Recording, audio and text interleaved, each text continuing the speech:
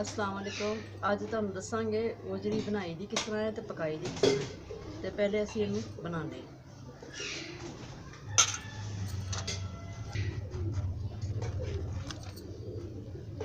ਵੱਡੀ ਉਜਰੀ ਹੈਗੀ ਹੈ ਗਾਂ ਦੀ।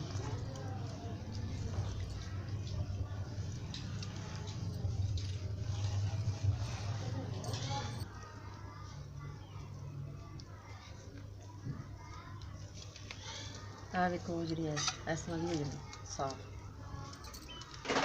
ਜਿਵੇਂ ਗੋਸ਼ਤ ਹੁੰਦਾ ਹੈ। ਗੋਸ਼ਤ ਇਸ ਤਰ੍ਹਾਂ ਦਾ ਹੁੰਦਾ ਹੈ। ਔਰ ਇਹ ਤੁਸੀਂ ਜਦੋਂ ਇਹਦੇ ਪੀਸ ਕਰੋਗੇ ਔਰ ਪਾਣੀ ਨਾਲ ਗਰਮ ਪਾਣੀ ਨਾਲ ਸਾਫ਼ ਕਰੋਗੇ ਤੇ ਸਾਫ਼ ਹੋ ਜਾਏਗੀ। ਇਹ 'ਚ ਕੋਈ ਹੋਰ ਨਹੀਂ ਰਹਿ ਜਾਏਗੀ ਗੋਹੇ ਦੀ ਬੋ। ਇਹਦੀਆਂ ਅਸੀਂ ਹੁਣ ਕਰ ਲੈਂਦੇ ਹਾਂ ਬੋਟੀਆਂ।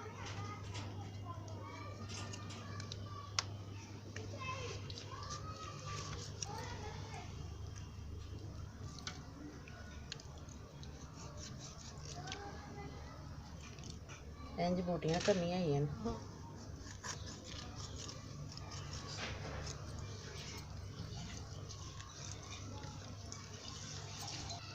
ਉਜਰੀ ਨੂੰ ਸਾਫ਼ ਕਰਕੇ ਇਹਦੇ ਛੋਟੇ ਛੋਟੇ ਪੀਸ ਕਰਤੇ ਨੇ, ਕੱਟ ਦਿੱਤੀ ਹੈ। ਤੇ ਹੁਣ ਅਸੀਂ ਇਹਨੂੰ ਧੋਣਾ ਹੈ, ਧੋ ਕੇ ਫਿਰ ਇਹਨੂੰ ਅਸੀਂ ਬਣਾਉਣਾ। ਜਿਵੇਂ ਕਿ ਮੈਂ ਤੁਹਾਨੂੰ ਦੱਸਿਆ ਸੀ ਕਿ ਅੱਜ ਬਣਾਉਣੀ ਅਸੀਂ ਉਜਰੀ। ਪਹਿਲੇ ਅਸੀਂ ਬਣਾਈ, ਇਹਨੂੰ ਸਾਫ਼ ਕੀਤਾ ਤੇ ਹੁਣ ਅਸੀਂ ਇਹਨੂੰ ਧੋ ਕੇ ਤਿਆਰ ਰੱਖਿਆ ਹੈਗਾ। ਹੁਣ ਤੁਹਾਨੂੰ ਦੱਸਣਾ ਕਿ ਪਕਾਈ ਦੀ ਕਿਵੇਂ। ਇਹ ਹੈਗਾ 2 ਚਮਚ ਅਦਰਕ ਲਸਣ ਦੇ, 1 ਚਮਚ ਨਮਕ ਦਾ ਹੈਗਾ, 2 ਮਿਰਚਾਂ ਦੇ ਨੇ, ਅੱਧੀ ਚਮਚੀ ਹਲਦੀ ਦੀ, ਤੇ ਇਹ ਹੈਗਾ ਦਰਮਿਆਨਾ 3 ਅਦਦ ਪਿਆਜ਼। ਹੁਣ ਤੁਹਾਨੂੰ ਦੱਸਦੇ ਪਕਾਣੀ ਕਿਵੇਂ। ਅਸੀਂ ਨਾ 2 ਗਲਾਸ ਪਾਣੀ ਦੇ ਵਿੱਚ ਪਾਣੇ ਇਹ ਵਾਲੇ।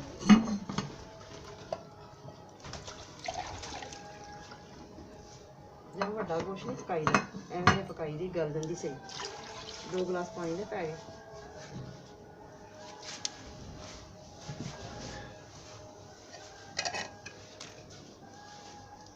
जरा पानी थोड़ा गर्म हो जाए फिर इस पा देंगे उजरी।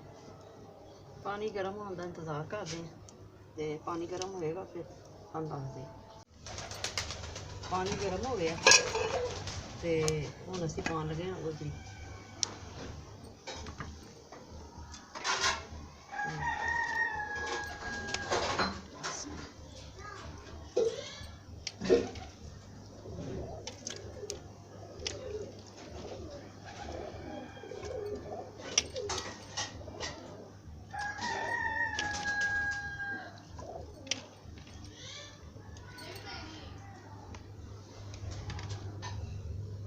उजरी सी पाती, पाना प्याज।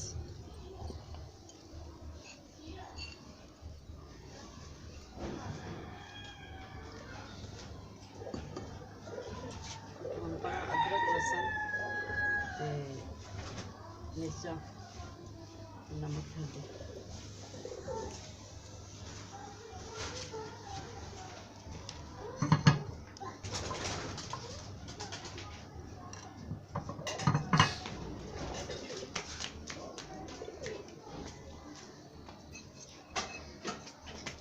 जिन्ना चिर उन्ना चिर रखना ढक के, डोई डोई नहीं मारनी हैगी। जिन्ना चिर गल जाए, जो ये गल जाएगा ना फिर इनू ना करना है। फिर जो गल जाएगा फिर भुनना है, पानी सुक जाएगा। लो जी लगता पानी खुश्क हो गया, भुनन ते उजरी हो गई। हम ये की पाना है तुहानूं मैं दसदी हाँ।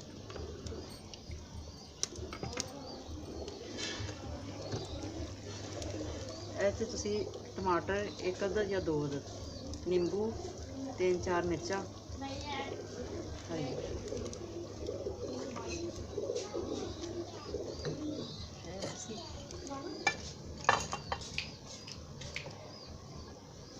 लै लेना दही। दही इन्ना क होना चाहिए ताकि ना ये जी हैगी ना स्मैल वो जी वो मुक जाए।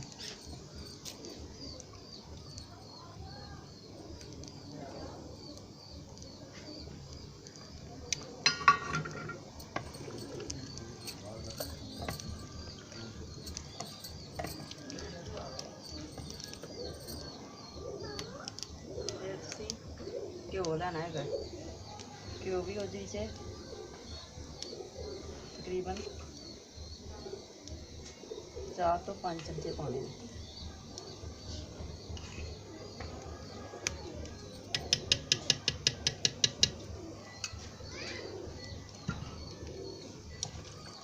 ਹੁਣ ਅਸੀਂ ਇਹਨੂੰ ਭੁੰਨਣ ਵਾਸਤੇ ਛੱਡ ਦਿੰਦੇ ਹਾਂ। ਜਦੋਂ ਹੁਣ ਭੁੱਜੇਗੀ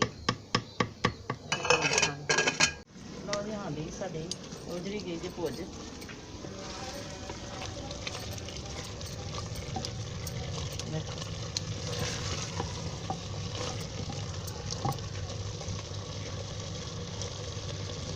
ਲਓ ਜੀ, ਸਾਡੀ ਹੋ ਗਈ ਜੀ ਹਾਂਡੀ ਤਿਆਰ।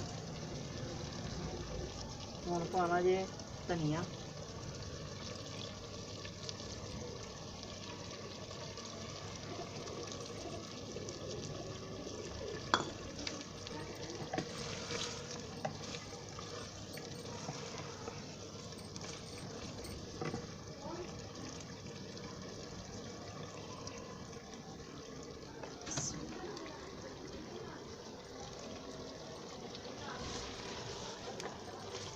ਗੋਜਰੀ ਹੋ ਗਈ ਜੀ ਸਾਡੀ ਤਿਆਰ।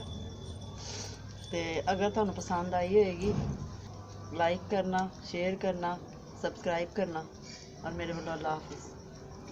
ਬਿਸਮਿल्लाहिर्रहमानिर्रहीम।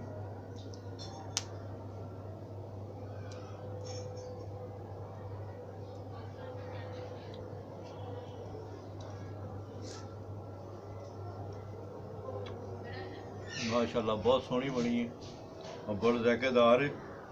खान दे हक च भी ते वैसे भी जानदार चीज़ है।